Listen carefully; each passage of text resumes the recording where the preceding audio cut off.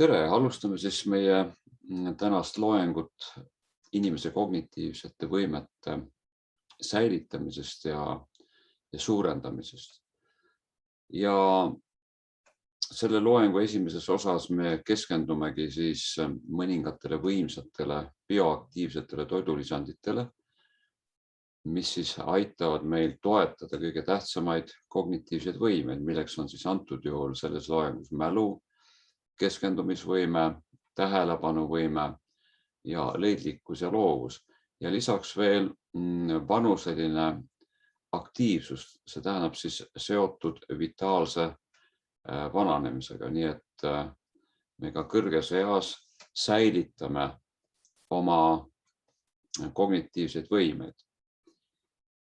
Kognitiivne võimekus on väga lai mõiste tegelikult, see tähendab tegelikult tunnetust kõige laiemas mõttes, tunnetust, mis võimaldab meil maailmas toime tulla, näha oma elu mõtet, tähendusi ja tegutseda nende tähenduste vaimus. Ja kognitiivsed võimed, kuna nad on seotud eeskätt kesknärvisüsteemi ja ajuga, võiks nimetada ka siis vaimseteks võimeteks. Ja nendest tähtsamad ma siis juba nimetasin, kuid siia alla kuulub ka meeleline taju, viie meeletaju. Siia alla kuuluvad kõik tähtsamad psüühilised funktsioonid peale meelelise taju. Need on siis mõtlemine, tundmine, vaistmine, intuitsioon ja kujutlemine. Ja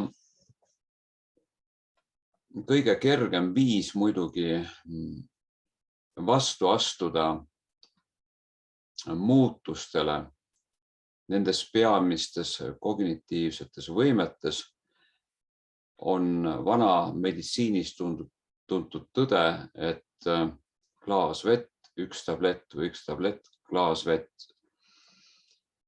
Ja kuna selliseid võimsaid toidulisandeid looduslikke on praegu välja töötatud, siis muidugi kõige kergem on alustada sellest.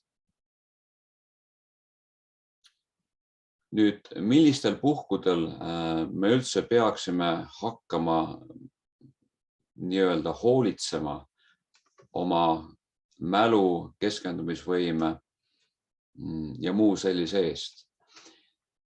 Kas teie elus tuleb ette selliseid olukordi nagu, et unustate oma lähedaste sünnipäeva, kuupäevad, et teie tähelepanu hajub ja sellest tekib vigu või tõrked teie tööelus, et te unustate tavamarsruudil väljuda õiges peatuses näiteks või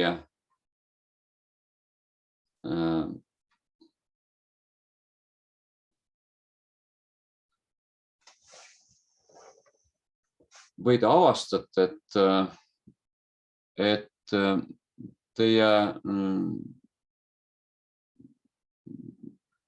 te sageli kaotate asju ja dokumente, unustate kuskile nii, et ei mäleta, või et teil on näiteks raskusi uue informatsiooni vastuvõtmisega. Et sellistel puhkudel tasubki siis kõigepealt minna nii-öelda toidulisandite kallale. Ja kõige esimene toidulisand, mida ma teile tutvustan, hiljem vaatame ka mõningaid teisi, on siis väga uus toode, mille nimi on siis Memo Prime. Memo on seotud siis mäluga. Ja me teame, et meie püsimälu hakkab järsult halvenema peale 70. eluaastat. Aga juba peale 20. meie lühimälu halveneb keskmiselt 5–10%. Teine tõik on nüüd see, et kui kuskil 30 aastat tagasi me pidime läbi töötama 9,7 gigabaiti informatsiooni, siis nüüd on see kuskil 3,5 korda rohkem ehk siis 34 gigabaiti. mis iganes ajavahemikus see siis siin on mõeldud. Ja seetõttu ongi toidulisandi tööstuses hakatud mõtlema, et millised looduslikud ained oleks kõige tõhusamad selliste kognitiivsete võimete säilitamiseks ja isegi suurendamiseks. Ja on jõutud selgusele, et nendeks on eeskätt polüfenoolid. Ja memoprain sisaldab nüüd sellist looduslikku preparaati nagu memofenool. Ja see on ilmselt üks edukamaid avastusi ja leiutusi viimasel ajal rahvusvahelisel turul. Ja see toode on siis saanud aastatel 2016, 2017, 2019 erinevaid rahvusvahelisi auhindu Euroopas, kas siis parima toidulisandi komponendina või siis parima innovatiivse farmatseutilise tootena. Ja see koosneb kahest osisest. Ühelt poolt siis on seal Kanada mustikas, mis siis parandab meie mälu. Ja teiselt poolt on seal siis Prantsuse teatud viinamarja sordid, mis siis parandavad meie tähelepanu. Aga tähelepanuväärne on siin just see, et need mõlemad komponendid võimendavad üksteist, nad sobivad, nad tekitavad sünergiat. Ja muidugi teadlased, Kanada ja Prantsuse teadlased, kes selle siis välja töötasid, saavutasid sellise efekti. Kuid memofenool ei koosne, memopraim ei koosne mitte memofenoolist, vaid seal on veel kaks väga olulist komponenti. Teiseks siis roheline tee, mis jällegi sisaldab rikkalikult polüfenoole, katehiinide nimelisi, mis siis on antioksüdantsed ja nad aitavad siis moodustada ja taastada neuroneid ja seeläbi siis viia lühimälust infot üle püsimällu. Nii et roheline tee siis parandab lisaks sellele ka meie vereringet, aktiveerides seekaudu aju ja ta tugevdab stressitaluvust ja kolmandaks ta kaitseb siis aju enneaegse vananemise eest, ta pikendab siis meie aktiivset viljakat eluiga. Ja kolmas komponent on siis kolm kõige olulisemat, võiks öelda, kesknärvisüsteemile B-vitamiini. Esiteks B12, mis siis jällegi tõstab meie kognitiivsed võimed, eeskätt mälu ja leidlikkust ja tähelepanu. Ja B6 siis mõjutab meie und, meie tujusid ja meie mälu jällegi. Ja kolmas on siis B9 ehk siis foolappe, mis siis mõjutab meie kudede kasvu ja aitab toetades südame-veresoonkonda. Muide on väga huvitav teada, et kognitiivsete võimete vähenemisele vananedes aitavad kaasa just südame- ja hingamisteede haigused. Ja kui on võrreldud siin noori ja vanemaid inimesi, erinevaid gruppe, siis näiteks heade näitajatega seal kuni 70-aastased inimesed ei jää millegi poolest alla seal kuni 30-35-aastastele, kellel on mingisugused südame- ja hingamisteede vaevused. Nii et siin ka üldine tervis on muidugi väga oluline.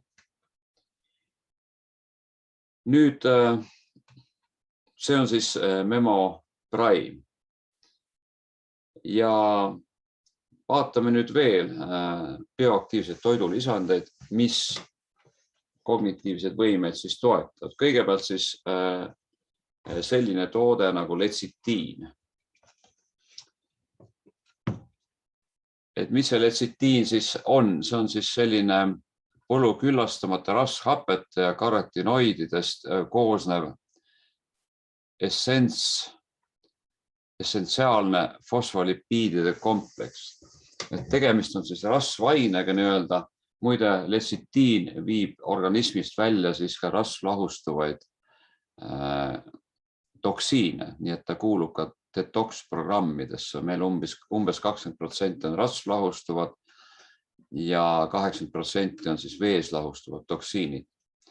Ja vaatame veel, siis letsitiin on siis rakumembraanide ja rakuorganellide olulisim osa.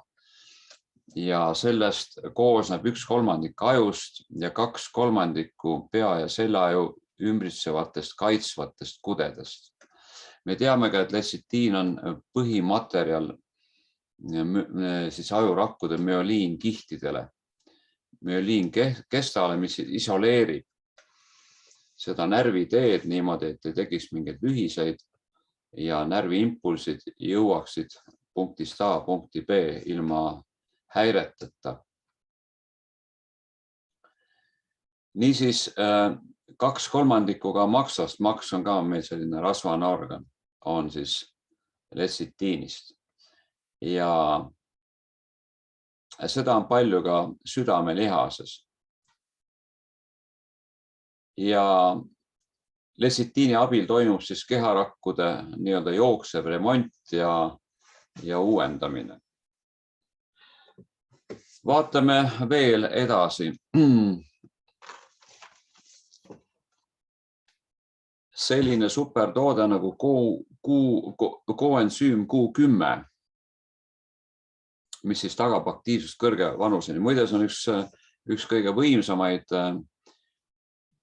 mitokondrite töö nii-öelda tõhustajaid. Lisaks meie H-500, mis on siis väidetamisi maailma võimsam antioksidant ruumalühiku kohta. Nii et ta annab sellise energialaksu lisaks sellele, et ta siis neutraliseerib üleliigseid vabu radikaale. Ja vot see koensüüm Q10, mida ta siis teeb? Ta toetab siis energia tootmist meie raku sellistes organellides, nagu on seda mitokondrid, kus toimub siis, nad on nagu elektrijaamad, minu arusaama järgi nad siis toodavad kas siis rasvhapetest või glükoosist, nad toodavad siis ATF-i või adenosiin trifosfaati või trifosforapet, kus siis organism selle energia vajadusel kätte saab ja tegelikult igas sekundis meil tekib miljoneid ATF-i molekule ja samal ajal kasutatakse ka ära miljoneid ATF-i molekule. Nii et jätke meelde H-500 ja koensüüm Q10 aktiivsus kõrge vananemiseni. Ja tema teine nimetus on siis ubikinoon. Ja ta on ka võimas antioksidant. Nüüd kolmas toode selles järjestuses võiks olla siis kotukoola. Lisaks siis kognitiivsusele ta tõkestab depressiooni, vaimset ja füüsilist stressi ja tugevdab veresoonte elastsust. Teatavasti mitokondrites toodetakse kuskil 95% meie keha energiast. Ja neid on erinevates rakkudes erineval määral, alates seal võib-olla paarisajast mitme tuhandeni ja kõige rohkem on neid muidugi kõige rohkem energiat tarbivates organites. Näiteks aju tarbib 25% meie organismi energiast.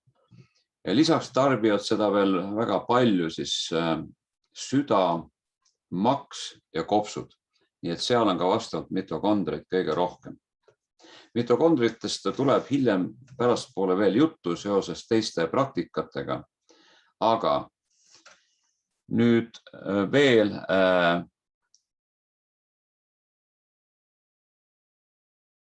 lisaks sellele koensüüm Q10-le täienduseks, et vanusega selle süntees organismis ja selle kättesaadavus siis toidust nagu halveneb. Seetõttu on soovitav seda hakata võtma siis bioaktiivse toidulisandina.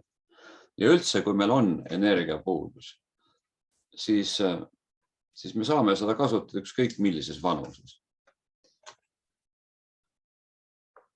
Nii, ja veel, mis aitab nüüd otseselt kaasa mitokondrite biogeneesile ehk loomisele, on siis veel meie toodetest kurkumiin, tauriin ja lisaks ka B-kompleks on selline universaalne kognitiivsete võimete toetaja. Me teame, et kui me vaatame näiteks kesknärvisüsteemi, siis esikohal on aminohappid ja teisel kohal ongi B-grupi vitamiinid.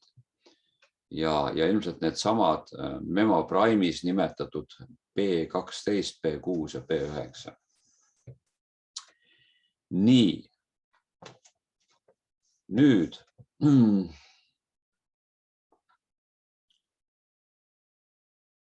vaatame veel ühte siis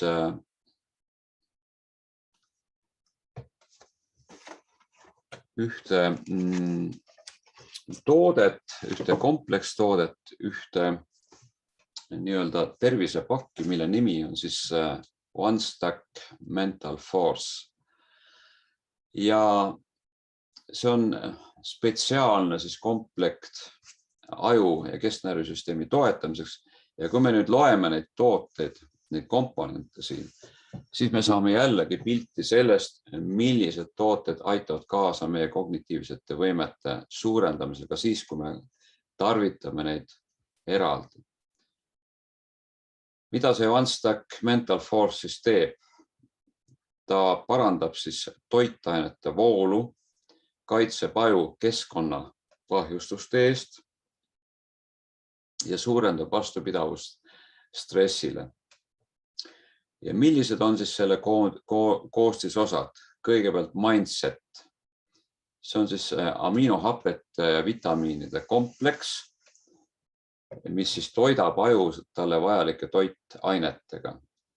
Ja see siis parandab meie mälu, meie keskendumisvõimet ja suurendab meie energiat ning vastupidavust stressile. Üldiselt mindset, nagu mina aru saan ja tean kogemustest, on selline nagu toniseeriv, aktiveeriv, selline ajurohi, ütleme niimoodi. Samal ajal kui näiteks grifoonia on pigem selline ehk tujukauna, selline lõõgastav, lõdvestav. Grifooniat küll selles tootes ei ole, aga järgmine ongi kohe omega 360, tähendab polüküllastamata rasvhapped koos letsitiiniga. Nad on oluline osa siis ajurakkude membraanidest ja ta edendab ka rakkude omavahelist suhtlust, neid signaale, mis siis liiguvad nende vahel ja koordineerivad nende tegevust. Nüüd selles pakendis on see sama juba mainitud letsitiin, nagu ma ütlesin, mis moodustab 80% müoliinkihist. Ja sellega aidates kaasa siis mälu, vaimse energia, keskendumise parendamisele. Edasi selline toode nagu magneesium toetab jällegi kognitiivsust. Me teame, et magneesium, kui meil on lihaskrambid, siis ilmselt on tegemist magneesiumi puudusega. Ja magneesium rahustab, lõdvestab ja samal ajal ta aitab ka keskenduda ja parandab mälu. Sest kui me oleme pinges, meil on väga raske keskenduda millelegi muule kui see, mis meid parasti pingestab. Edasi tauriin minimiseerib siis ajus närviimpulsse, mis tõstavad vererõhku. Ja ta alandab ka üldist vererõhku organismis. No me teame, et stress, eks ole, tavaliselt suurendab vererõhku. Stress, depressioon. Ja viimane on siis L-karnitiin, mis siis viib rasvhapped meie mitokondritesse ja võimaldab neid seal põletada ehk siis toota nendest juba energiat. Ma lisan siia juurde, et me oleme elektrilised olendid ja mitokondrid ongi selleks, et toota meile seda elektrit. Ja mainin siin kohal, et terve täiskasvanu kehalaeng või rakulaeng sealhulgas on siis umbes -70 millivolti. Ja kuskil vanuritel on ta kuskil -50, -40 ja näiteks 4. astme vähihaigel on see väidetavasti ainult -5. Nii et kui meie kehalaeng väheneb ja kaob, siis me vananeme ja sureme. Ja võrdleme nüüd siin meie superantioksüdant H-500, kus üks kapsel ühes tassitäies annab laengu tõusu kuskil -930 millivolti. Ütleme, et meie kraanivesi, meie pudelivesi on surnud vesi, selle laeng on kuskil +100, +200, +300. Ja kui me selle lahutame nüüd sellest -930, me saame kuskil -700, -800. Tuletan meelde, et looduslik maailmarekord looduslikul veel on -750 Tiibetis väidetavasti Kailashi järves. On pidevalt selline laeng, sest liustikuveed, mis on väga kõrge laenguga, pidevalt voolavad sinna sisse. Ja siin ka üks saladus siis mägilaste kõrgele elueale, millest me tagapool natuke täpsemalt juba räägime. Seoses nüüd selle OneStackiga veel paar lisandust. Nimelt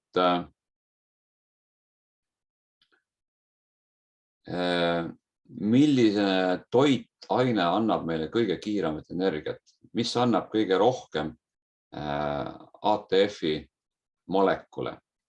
Siin ma nüüd sätin natuke oma plakati ümber.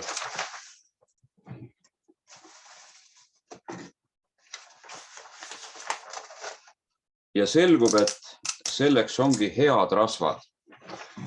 Vaadake, üks asi, mis meil ka mälu nagu ja keskendumist ja kognitiivsed võimed nagu halvendab, ongi siis niinimetatud halvad rasvad. Ja?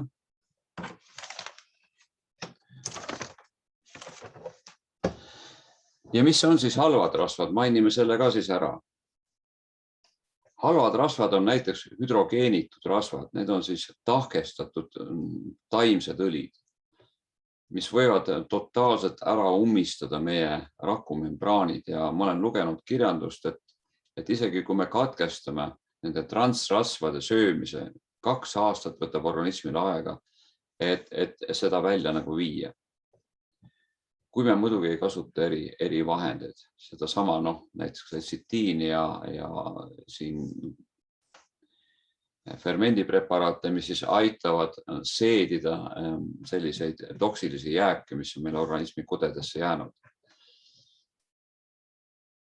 Niisiis, millised on siis head rasvad, eks ole? No, rafineeritud toiduolid on ka viletsad rasvad, neid ei tasu ka süüa. Aga head rasvad on siis eeskätt polüküllastamata rasvhapped, mida on siis meil 3 tükki, eks ole. Ja teiseks kookosrasv on väga kiidetud.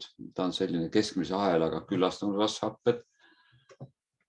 Siis muidugi mõningad toiduõlid, siin eriti tudraõli, kus väidetamisi siis omega-3 ja omega-6 suhe on koguni 3:1. Norm on 1:1 ja tavaliselt on meil 1:10, 1:20 tagurpidi vääringus nii-öelda. Linaõli on kuskil 1:1, aga linaõlil on see viga, et ta kipub kiiresti rääsuma, kibedaks mõrkeks minema. Et seetõttu teda nüüd toodetaksegi ka väiksemates pudelites ja teda tuleb hoida siis valguse eest ja paral temperatuuril ja küllalt kiiresti ära tarbida. Tudraõli selles mõttes säilib palju paremini. Vot siin ongi tähtis ka omega-6 ja omega-3 tasakaal organismis, sest kui omega-6 on liiga palju, siis on põletikulised protsessid ülekaalus.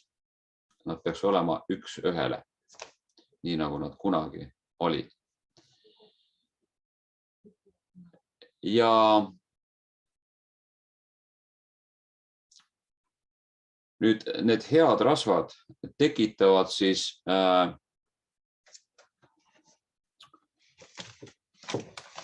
võtame selle konspekti ka välja siin. Näiteks üks molekul, ka muide või on hea rasv, eriti mahevõi. Ja millest tehakse ka kiid, et võetakse see piimavalk sealt välja, mis paljudel võib-olla ei seedi. Kuigi seda on seal väga vähe muidugi. Nii et üks molekul head rasva annab meile 108 molekuli ATF-i. Ja seda loomulikult hapniku juuresolekul. Samal ajal kui näiteks glükoos annab meile hapniku juuresolekul 3 korda vähem, see on 36 molekuli ATF-i. Nii et kui me tahame saada kiiret energiat, siis söögem head rasva, et see muutub otse ATF-iks. Sest et süsivesikute saak, nagu me siin vaatasime, on 3 korda väiksem. Nii, ja nüüd jõuamegi siis selle One Stack Mental Force'i juurest veel mõningate kognitiivsete võimete suurendamise meetodite ja praktikateni. Ja ma ei tea, kas võib-olla osa teist on näinud sellist filmi nagu Limitless. See on vist piire ületades, mis näitab ühte meest, kes siis satub kogemata sõbra kaudu ühe tableti peale, mis käivitab tema aju 100%. Ja milliseid imesid ta siis hakkab seal tegema. Ta lõpetab ühe päevaga ära kaua veninud raamatu, mille ta oli lubanud kirjastusele kirjutada. Ja tema geniaalsus hakkab avalduma börsil, keelte valdamises, võitluskunstides ja milles kõik veel. Ja ta pääseb tänu sellele ka väga eluohtlikest olukordadest, sest algab klaperjaht sellele tabletile, mis ei ole veel üldse müügile jõudnud. Nii et soovitan seda filmi vaadata. Ainus miinus selle juures oli seal algul see, et tekkis sõltuvus sellest, et kui enam seda tabletti ei saanud, siis inimene langes tagasi selle 5% peale. Kuid on olemas ka teisi, kui ma nägin seda filmi, ma mõtlesin kohe, aga on olemas ju loomulikke ja täiesti reaalseid vahendeid.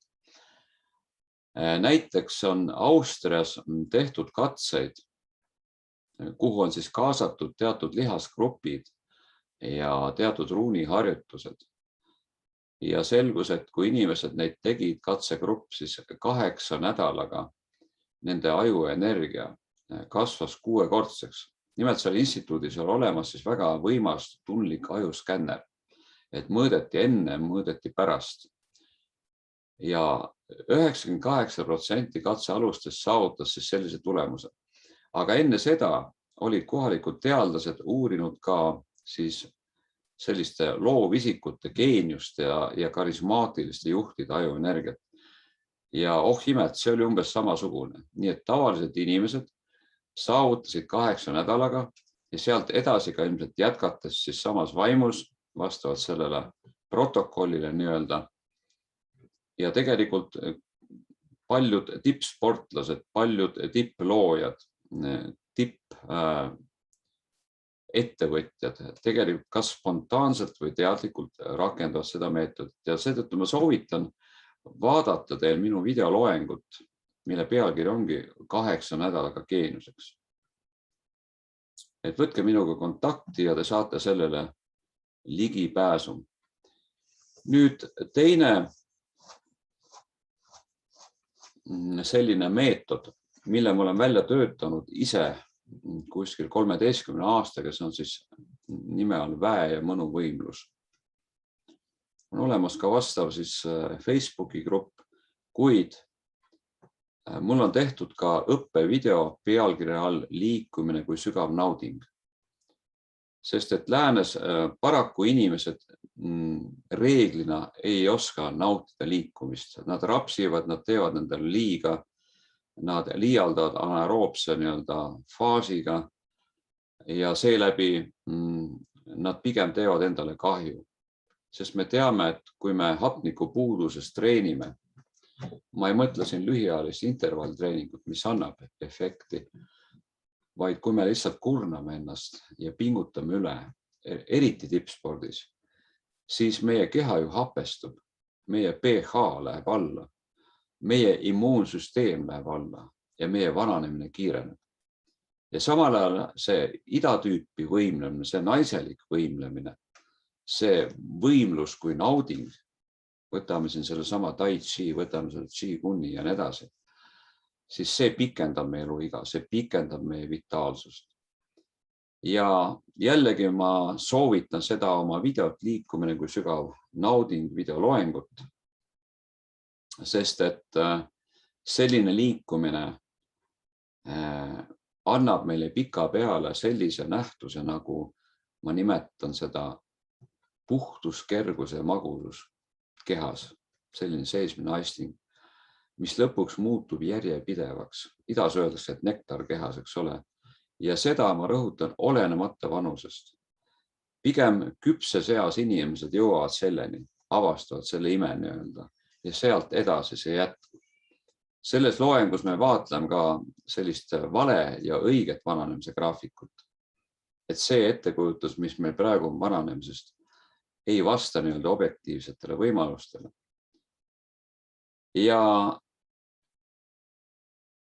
vot see vitaalne vananemine, nagu ma juba nimetasin, ma rõhutan veel kord, ongi energeetiline nähtus. Ja seda ma õpetan ka oma treeningutel. Ja hiljem on võimalik vaadata juba konkreetseid harjutusi erinevates asendites ja ka hingamisharjutusi, mis tõesti kiirendavad selliste aistingute teket algul siis treeningul ja hiljem juba ka tavaelus muudes olukordades. Nüüd kolmas teema on siis vitaalne vananemine, mida ka need tooted siin edendasid. Ja juba 1993. aastal siis loodi USA's selline vastav akadeemia, kes siis hakkas uurima vitaalse vananemise võimalikkust. No võib-olla siin on huvitav mainida, et kui vanaks siis kõige vanem dokumenteeritud inimene elas. Ja paljud ei oska seda ära arvata, aga see oli täpselt 256 aastat, sest ta suri alles 1933. aastal, sellest kirjutas maailma ajakirjandus. Seal olid siis vastavad tõendid Hiina keisrilt, kui see inimene sai 150-200 aastaseks ja nii edasi. Aga mägilased mitmetes rajoonides, näiteks seal Ecuadoris, Lõuna-Ameerikas, Kaukaasias ja teiselt poolt siis ka Tiibetis. Paljud mägilased elavad 120-140 aastaseks. Ja väidetamisi kõige kergema keskmise elueaga rahvas on Hunza hõim mägedes, ta on seal kuskil Pakistanis. Keskmine vanus on väidetamisi 110 aastat. Ja edasi tuleb mainida ka Okinawa saarte elanikke, kes siis joovad seda kuulsat korallivett, et nende naiste keskmine vanus on väidetamisi 95, meestel siis 5-7 aastat vähem. Ja huvitav on, et saari on üle 100 seal, aga et ühel saarel on see isegi 100 aastat on ta naistel, millega pärast just ühel saarel. Nii et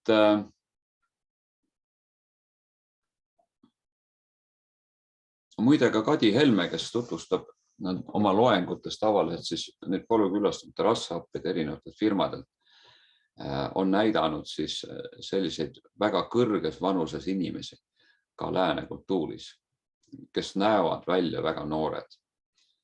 Hiinas oli ka niimoodi, et kui alustati maast madalast selle õige eluviisiga, eriti selle energeetilise võimlemisega, siis sageli 90-aastased inimesed nägid välja kui 30-aastased. Muidugi, kui me alustame sellega hiljem, siis nii võimsat efekti ei teki. Kuid mõnedki inimesed võivad selle tulemusel, kui me alustame näiteks 50+, siis selgub, et meie lihasjõud ja läbimõõt ja kõik need näitajad vastavad seal 70-80 aastastel mingi 20-30 aastaste näitajatele, kes ei liigu nii palju, kes liiguvad vähe. Aga ometigi neil on need noored lihased loodusest kaasa antud. Öeldaksegi niimoodi, et esimene elupool loodus juhib, aga teine elupool peame massana enda kätte võtma. Nii et vitaalne vananemine. Jällegi soovitan neid 3 videoloengut kindlasti siis minut pärida. Ja ma mainin veel ühte valdkonda, õigemini küll 2 valdkonda. Kõigepealt siis teaduslik meditsiin. Me teame, et üheks vananemise põhjuseks on siis telomeeride lühenemine. Ja telomeeride hulk kromosoomide otstes määrab ära, kui mitu korda keskmiselt meie rakud uuenevad selle elu jooksul. Ja kui need jätkud on ära kulutatud, siis nad rohkem ei uueneme ja sureme. Muidugi me teame, et erinevad koed uuenevad väga erineva tempoga. Kõige aeglasemad siis luukoed ja kõige kiiremini vist seal peensoole, võib-olla ka silma mingisugused rakud. Nii et keskmine on siis olnud 47 korda uuenevad rakud keskmiselt. Ja nüüd on loodud selliseid polüpeptiide ühes Peterburi teadusinstituudis, mille juures on ka maailmakuulus loodusravikeskus, kus nende abil on saavutatud siis loomkatsetes teadupärast siis 90-kordne rakkude uuenemine. Ligi 2 korda, 47-lt 90 peale. Ja muidugi ka vastavaid tooted siis inimestele on hakatud siis välja laskma. Kuid nüüd lõpetuseks siis selline teema nagu biohäkkerlus või biohacking. See tähendab, et see on häkkimine meie bioloogiasse ja selle tulemusel siis sellise väga pika ja terve eluea saavutamine. Biohäkkerid, radikaalsed biohäkkerid kasutavad kõikvõimalikke mõõteriistu, kui nad teevad trenni, kui nad seal mõõdavad, eks ole, vererõhku ja igasugu muid näitajaid. Nad kasutavad mingeid superkalleid toidulisandeid, väga haruldasi, väga kalleid ja nii edasi. Aga kuna see nii-öelda moevool on alles 30 aastat võib-olla vana, siis ei ole veel ette näidata selliseid 150-200 aastaseid tulemusi, aga võimalik, et nad tulevad. Kuid üks tulemus on tõesti vapustav, see on siis maailmakuulus Wim Hof, minu teada siis hollandlane, kes siis avastas Tiibeti hingamistehnikad ja vahendas neid läänele nii-öelda lihtsustades ja saavutas sellega üle 20 Guinessi rekordi. Sealhulgas siis näiteks 60 meetrit jää all ujumist ilma akvalangita. Sealhulgas tõusmine praktiliselt trussikute väel Mount Everestile, Tšomolungmale, maailma kõrgemale mäetipule. Sealhulgas maraton Sahara kõrbes ilma tilga veeta ja sama siis ka väidetamisi Antarktises. Nii et ja kui me taipame sellise hingamise printsiipi, need hingamisi on väga erinevaid. Ja see printsiip tegelikult on sama, mis on vabastaval hingamisel, mis on võib-olla kõige levinum selline seondatud hingamisviis. Vähem levinud on võib-olla tuntud, on holotroopne hingamine massides nii-öelda. Aga on siis erinevad pranajaamad, on India joogas ja on Tiibetis olemas omad ja on ka vene koolkonnad. Ja ma õppisin kunagi veel vene kursusel, kus siis see kursus läbi viia, oli siis nii-öelda läbi proovinud ja uurinud kõik sellised olulisemad hingamistehnikad ja ta pakkus välja umbes sellise 7 kuni 8 minutilise harjutuse, mille ta leidis olevat kõige tõhusam ja samal ajal kõige ohutum inimestele. Nii et ka sellega te saate tutvuda, kui võtate kontakti. Nüüd biohackingu muidugi mõiste on suhteliselt uus. Ameerikas on ta muidugi varem olnud, sest kõik hea tuleb Ameerikast, aga ütleme siin Venemaal ja Eestis ma ei ole üldse sellist mõistet eriti kuulnud. Kui guugeldada, midagi küll leiab. Aga mis on selle üks põhimõtteid ja selle kohta tuleb mul eraldi veel loeng, aga ma mainin mõningad asjad. Biohackingu üks tuum on needsamad mitokondrid. Ja selgub, et tavaliselt meie organism töötab säästurežiimil. Tähendab, mitokondrid ei tooda juurde energiat, nad lihtsalt säilitavad seda, nad on passiivsed. Ja seetõttu meil on ka energiat väga vähe. Aga me teame juhtumeid, kus inimestel tekivad ülivõimed, kus nad liiguvad tohutu kiirelt ühest kohast teise, kus nad tõstavad tohutuid raskusi, hüppavad üle uskumatute kõrguste, näiteks emad seal mingite laste päästmisel ja nii edasi. Nii et me elame tegelikult sellisel puhkerežiimil. Ja nüüd kogu nõks on selles, et viia organism piiri peale. Ja üks piiri peale viimise meetod on siis hüpoksia tekitamine, hapnikupuuduse tekitamine. Mitokondrite kohta on teada, et kuni 20. eluaastani nad 100% töötavad. Nad on terved, neid on palju, eks ole.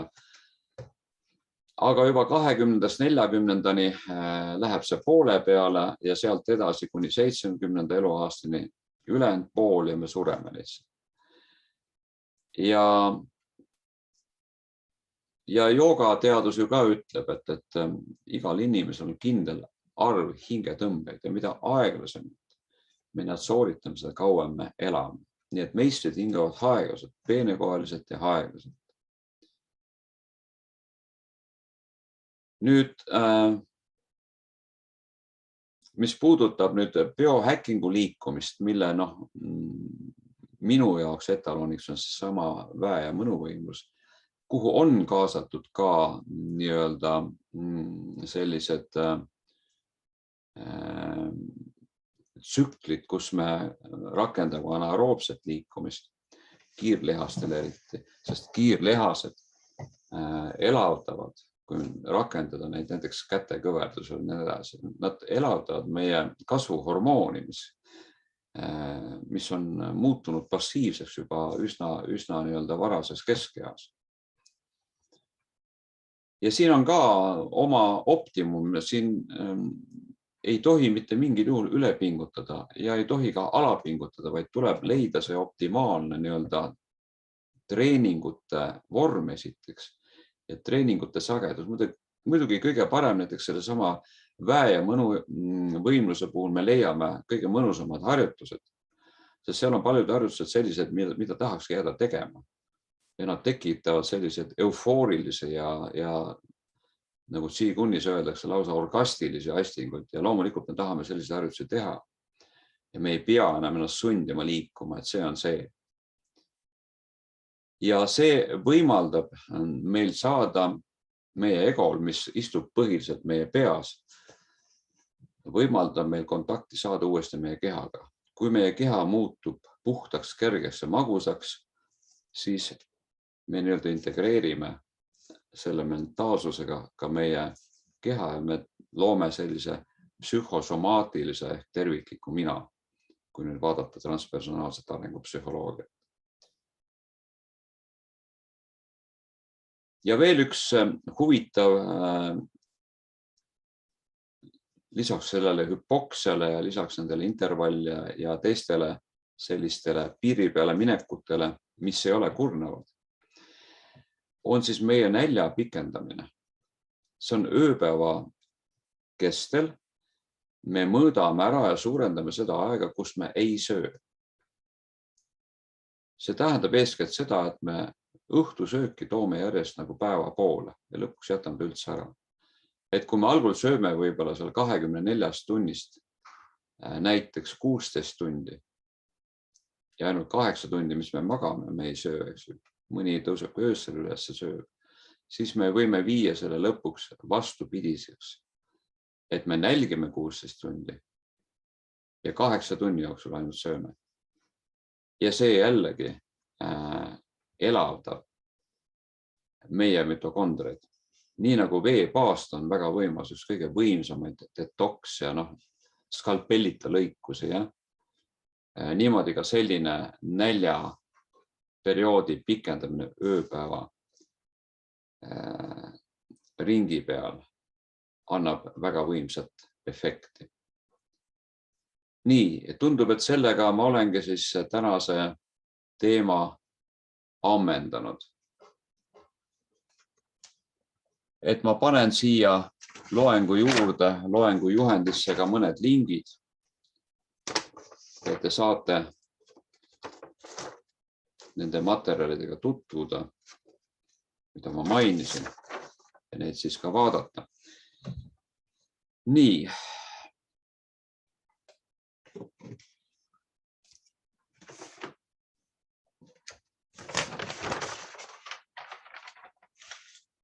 Ja sellega me siis lõpetame kuni siis järgmise loenguni, mis minul peaks olema siis immuunsüsteem.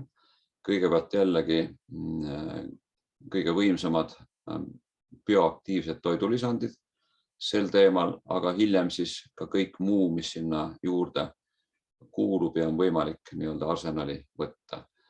Nii et tänan, et olite kohal, et jälgisite ja loodetavasti saite üht-teist kõrva taha panna ja jälle kohtumiseni mõnes järgmises minu tervisevideos.